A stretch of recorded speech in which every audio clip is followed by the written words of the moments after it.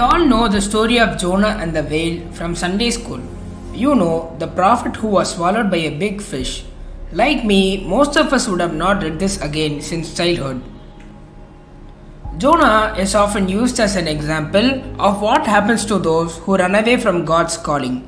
He represents everything that a prophet of God should not be. Jonah is also commonly known as an angry prophet who was upset with God for not destroying Nineveh. He is seen upset and enters into arguments with God because God forgives Nineveh, who are Israel's enemies. The book of Jonah is very small with only 4 chapters. So let us try to examine this very closely to see if we can understand anything else that we have missed earlier.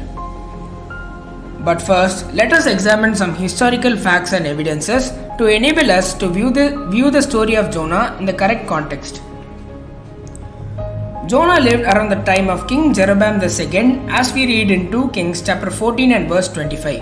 This gives us the historical timeline of between 786 BC and 746 BC. He was from a village called Gath Hepher, which is in Galilee.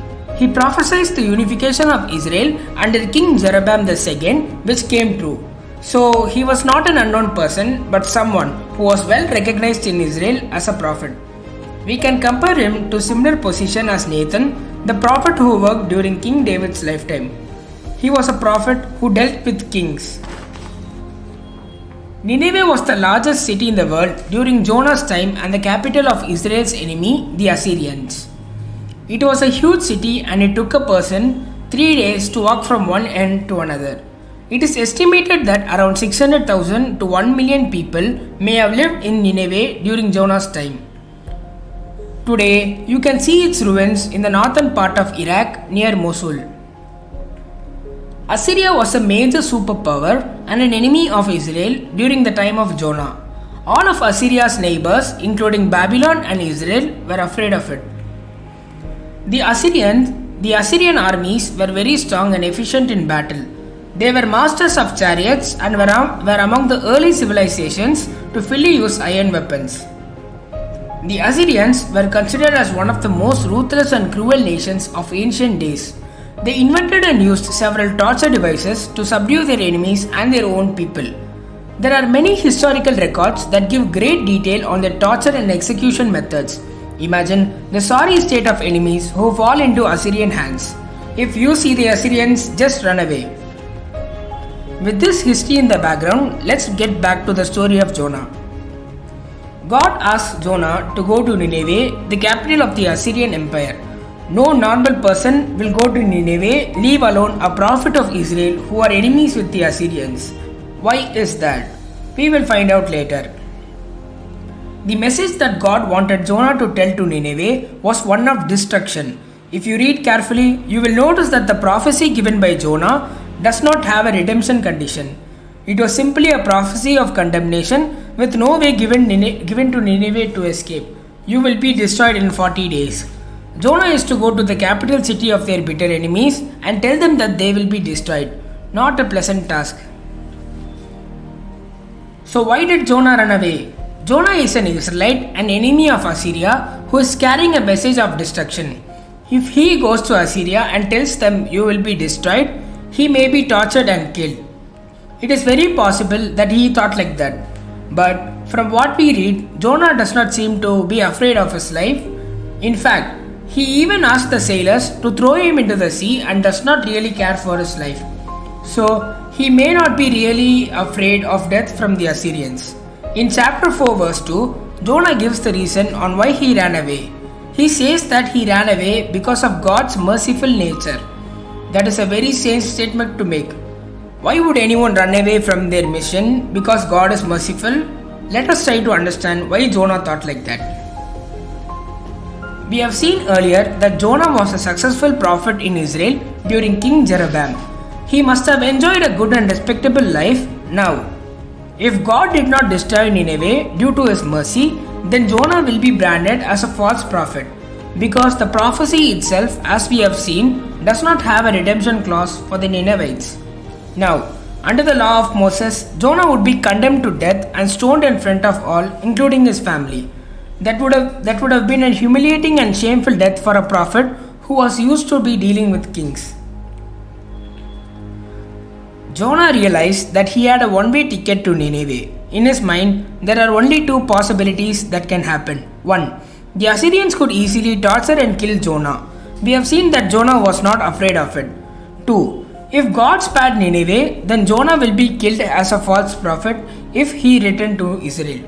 Either way, Jonah's life in Israel is over. When Jonah heard the mission at hand, he understood that it was a one-way trip and he will not return back to Israel or his family. Now we are able to see some reasons on why Jonah ran away. Let's see what else we can understand. So why did the people of Nineveh repent so quickly and voluntarily? This is an interesting question that I have been thinking for a long time. We read that on hearing Jonah's message, the entire city of Nineveh repented, starting from the king to the commoner. Even animals were not given food and were on fast.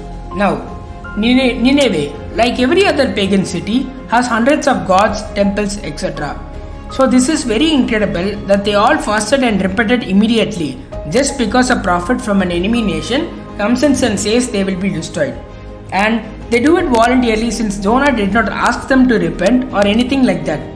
Very strange behavior on their part of the Ninevites for sure. Let us try to see if history gives us some clues to what happened there. Historical records gives us clues to why the people of Nineveh repented so quickly. In 765 BC, a major plague broke out in Nineveh, causing wide damage. Then, during 763 BC to 759 BC, a huge revolt happened in Nineveh and many people were killed. Immediately after this, another plague broke out in Nineveh, afflicting the people. We can see how the people of Nineveh would have felt when plagues and riots devastated them. None of the thousands of gods of Assyria could help the people as they were made of stone and wood. Like we see today during COVID, the people of Nineveh would also have been terrified and thought it was a curse of the gods. They would have run everywhere trying to find a cure, from superstition to rocket science. Now, at this time, our hero Jonah walks into Nineveh. The desperate people of Nineveh listened to this message and immediately surrendered to the God of Israel. This was shocking news for Jonah, who expected to be killed by the Assyrians. But Jonah had no idea that God subdued Nineveh even before Jonah arrived there. And they were in a position of desperation and open to his message. Like Jonah, many of us have no idea how God subdues our enemies even before we meet them. We can also see the Ninevites are smarter than 21st century man because they quickly realized that only the Son of Man can save them. So why did God choose Nineveh in the first place?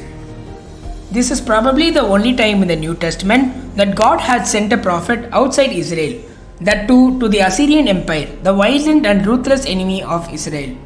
Other prophets like Isaiah have prophesied against the enemies of Israel, but they never left Israel. Today, it will be similar to God sending a missionary to ISIS or Taliban? Not very likely.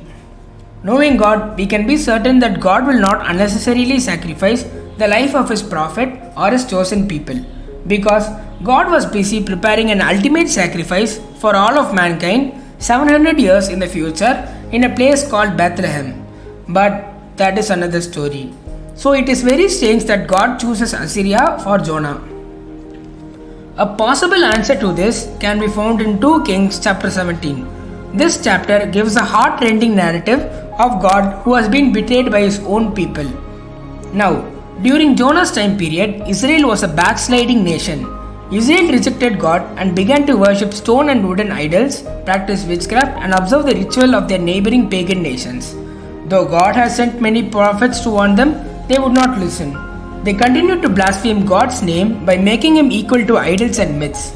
God finally had it with them and decided to send the Assyrians to remove Israel. In around 733 BC, the Assyrians defeated the nation of Israel and captured the 10 tribes and wiped them out. Till today, no one knows what happened to the 10 tribes. The modern Israel today only has the descendants of the tribe of Judah and Benjamin. Assyria captures Israel in 733 BC. This is about 40 years after Jonah's historical time period.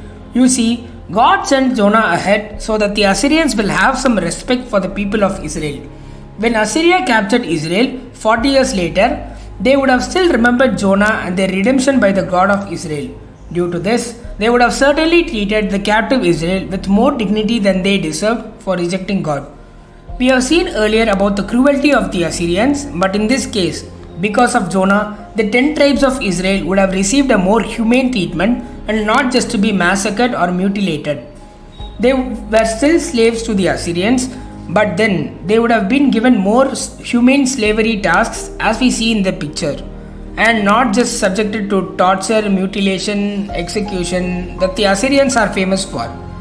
This shows the incredible mercy of God even to a backsliding and idolatrous nation like Israel.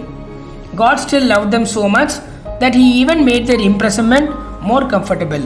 This is mind-blowing because we have a God who even when punishing us places a cushion to reduce the blow. Wow! So we can see that Jonah was sent to Nineveh to act as a cushion for Israel 40 years later. Let's examine a couple of more unique things in the book of Jonah, the fish and the plant. So what was the fish that swallowed Jonah? It could have been any species, but I think the most likely candidate was the whale shark. But I could be wrong in this. The whale shark is the largest fish known to man and can grow more than 40 feet long, which is larger than a school bus. The whale shark, unlike its name, is friendly to humans and often allows swimmers to touch and even ride on them. It feeds on small plankton like the whale and does not harm or attack humans. Whale sharks commonly feed using a process called filter feeding. In this feeding process, they don't use teeth to bite but swim slowly with their mouths fully open and suck water, like a vacuum cleaner.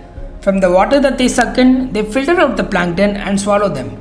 The photo that you see on screen is not a whale shark attacking a man or something. It is a whale shark filter feeding and a nosy human is taking a selfie with it. The photo, by the way, is a medium-sized whale shark. There are whale sharks that are 2 or more times larger than what you see in the photo now. One very important fact about the whale shark. Do you know that whale sharks are also known to cough occasionally to clear their throat and stomach? They spit out things that they swallow by mistake during filter feeding process. So it is very possible that God sent a whale shark to filter feed and thereby swallow Jonah and then make the whale shark to cough to return Jonah to the shore. The plant that God causes to grow to give shade to Jonah is probably the castor plant. In the book of Jonah, this plant is referred in Hebrew as kikeah, but in many English Bibles, it is incorrectly given as a gourd plant, that is a climber vine. The castor plant is native to the region and grows to a large bush, sufficient to provide shade from the sun. So why did God bring up this plant and then destroy it? Jonah is upset with God for not destroying Nineveh. Instead of scolding Jonah, God shows a live demonstration of pain and suffering using a plant as an example. By this, God reveals more of His nature to Jonah. This shows the incredible kindness and patience that God displays when dealing with His people, even when they are upset with Him. We have spent this time in going over details of Jonah's mission, the history, and so on. Let us try to summarize and answer a couple of questions based on our learning before we end this video. What does the book of Jonah reveal about God's nature? There are several aspects of God that we can understand from the book of Jonah. 1. God's wisdom is infinite as He arranged the sequence of events in history, past, present, and future, to ensure that His children are taken care of. By this, we note that the blessed place for our future is in God's hand. God uses His creation to fulfill His plan. No creature on earth, from a fish to a plant, is created randomly. God uses them all for His purpose. We can see that all of God's creation, sea, wind, fish, plant, worm, all obeys God's command unconditionally. Man alone is stiff-necked and disobedient and needs to be whipped to get back to obedience. In Jonah chapter 4 verse 2, Jonah describes God's nature as being gracious, merciful, slow to anger, and abundant in loving kindness. Jonah seems to be quoting from the book of Exodus 34th chapter 6th verse. Here, when God appeared to Moses, God describes Himself and reveals His nature to Moses. God describes Himself as being merciful, gracious, long-suffering, and so on, as you can read. In the book of Jonah, God demonstrates these attributes towards both Nineveh and Jonah. We can see that God's nature has not changed over thousands of years between Moses and Jonah, and he remains who he is, the Almighty I Am. We are exclusively privileged to be called as Christians to worship the only true, kind, and merciful God. Let us try to paint a picture of Jonah from what we have read so far. We have seen that Jonah is not just a simple story about a disobedient prophet and a big fish. Jonah portrays complex human emotions that all of us possess: frustration, anger, solitude, etc. Jonah is one of the most successful prophets in all history who caused an entire pagan city to repent. Though he displays unprophetic behavior, Jonah understood God's nature more than us. Jonah was well versed in the scriptures and hence he had a good understanding of God. I think that Jonah has been judged unfairly by many Christians and hope this video will show a different perspective on this great prophet. So, what happened next to Jonah? The book of Jonah ends without giving us much details on what happened to Jonah after Nineveh. The rest of the Old Testament is also silent about Jonah and does not mention him. It is very likely that since his prophecy did not happen, Jonah did not return to Israel and he would have still likely be treated as a false prophet. But I am also sure that Jonah would have been treated as a great prophet in Nineveh and maybe lived comfortably in the palace of the king of Nineveh. This is possible because it would have given Jonah the opportunity to continue to preach to the Ninevites about the God of Israel whom they did not know. I like to think that after 40 years, Jonah would have been there when the captive Israel was brought to Assyria, but I don't know. I also am guessing that when he was in Nineveh, Jonah wrote this book that he was then and then it was passed on to Israel. Whatever happened to Jonah, I am sure that would have been good, as it is impossible for God to forget to take care of his children like Jonah. It is quite possible that Jonah did not get his due recognition from Israel and died a stranger in a foreign land.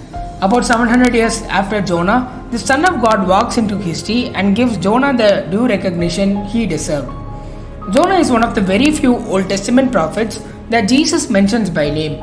That too, Jesus mentions about Jonah in Galilee, the very region from where Jonah was from originally.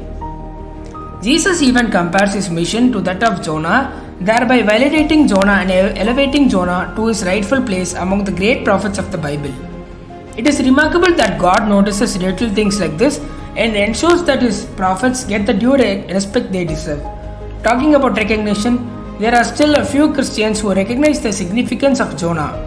Many churches in the Middle East have been rigorously following a fast of Nineveh for over 1500 years. They fast for 3 days to remember the 3 days Jonah spent in the belly of the fish and the subsequent fasting and repentance of the Ninevites. During this time, they pray the prayer of Jonah, repent and seek forgiveness and guidance from God. From what we learned about the merciful and forgiving nature of God, and considering the things that are happening in the world today, this seems to be a very wise move on their part. For those who are interested, in 2020, the fast of Nineveh is 3 days, from 22nd February till 24th February. Having explored Jonah in this video, I think you will agree with me that Jonah is not a story about a big fish, it is a story about a bigger God. I hope you enjoy watching this video. Please send us your comments. If you have not subscribed to us, please click on the subscribe button below to be notified of new videos. Thank you for watching.